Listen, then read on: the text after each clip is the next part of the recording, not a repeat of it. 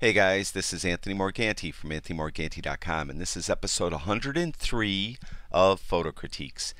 And many of you probably already know that I'm no longer accepting images for photo critique. For those of you that haven't heard, in the description of this video, I will have a link to my website where it explains why I'm not going to be doing or accepting critiques or photos for critique, why I'm not accepting photos for critique any longer, and what I'll be doing instead of photo critiques. Don't worry though, if you've already sent me in images to critique, I will be doing them. I have a month's worth of critiques to do, so I probably right through February I'll be doing critiques still. But check out that link if you're wondering why I won't be doing them anymore. Today I'm pleased to critique the work of Gary Templar. Gary sent me in some really nice images. And this first one, it's kind of that classic shot we all look for when a bee is on a flower, and you did a really nice job. The f-stop of 5.6 gave you a nice bokeh.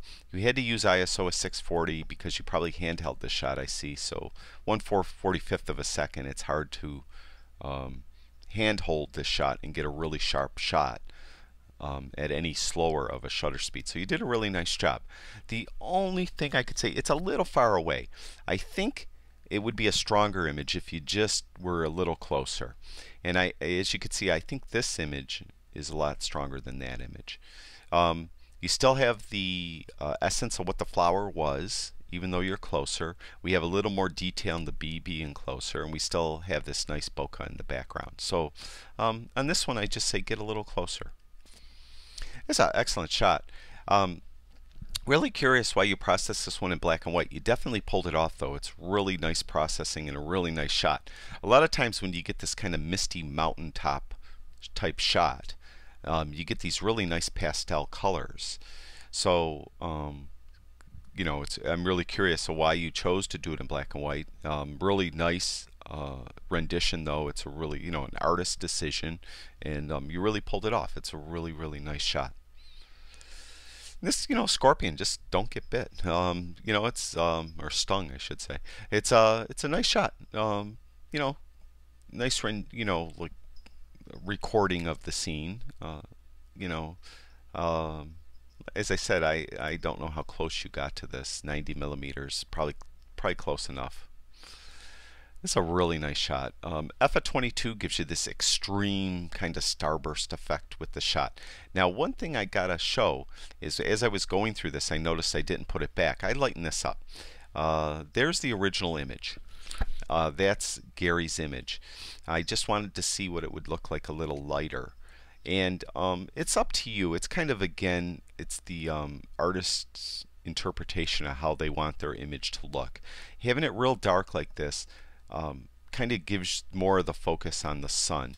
But if you lighten up the shadows, you get more detail in the shadows, but it kind of takes away from the sun a little bit. So I technically actually think it's better the way you had it. I was just experimenting with it by having it lighter. But I think it's a nice shot. And this is a beautiful shot too. This is a real long exposure of 20 seconds f/8 ISO 100. Beautiful color. I love the colors in the sky.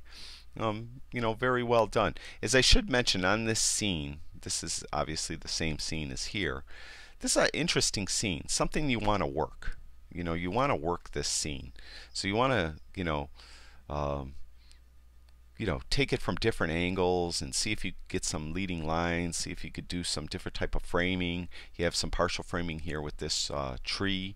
But it's an interesting scene, one that you want to take a lot of shots and really work it.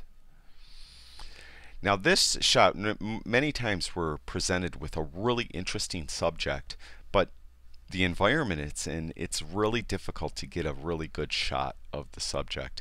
And I think that's the case with this fountain. We just have a busy background. The sky is very interesting. It's a very nice sky. But, we got this busy background, and it's tending to make this fountain blend into the background. So it's kind of one where you really have to work it, try to get different angles, maybe just get the, I don't know if that's a great blue heron or some type of pelican up here, whatever it is. Maybe you try to get this shot of this or something against the sky where you try to eliminate the busyness of the background. This is a really, really cool shot. I really like it. We have the receding lines of the field. We have the pumpkins lined up. Really nice. I like the processing. The toning is nice. What only thing is the shadows. Very harsh shadows. I think you minimized them the best you could. You did a really, really nice job.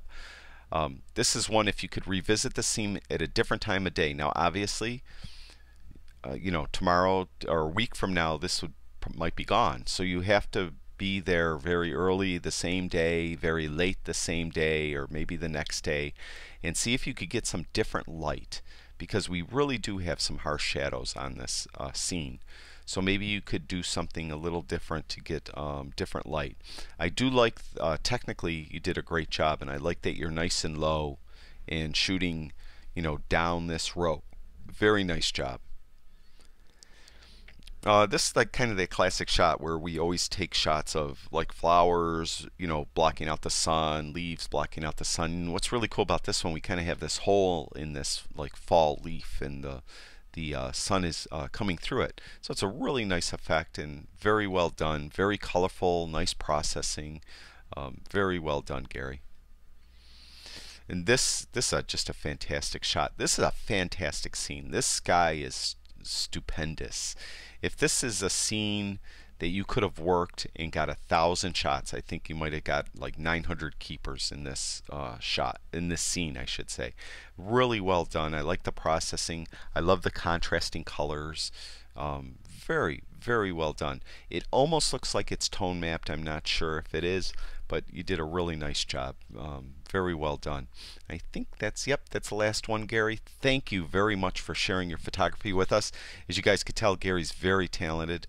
Really not much I could recommend to Gary on these shots. He did a really nice job. Thank you for sharing with us. I'd like to thank everyone that watches all my videos. I really do appreciate it. Go over to my website, anthonymorganti.com. I got all kinds of photography stuff over there. And remember, if you're wondering why I'm not accepting photos for critique anymore, click that link below this video and you could find out why. And if you haven't already, go over to YouTube and subscribe to my YouTube channel. I'd really appreciate that. That's it for now. I'll talk to you guys soon.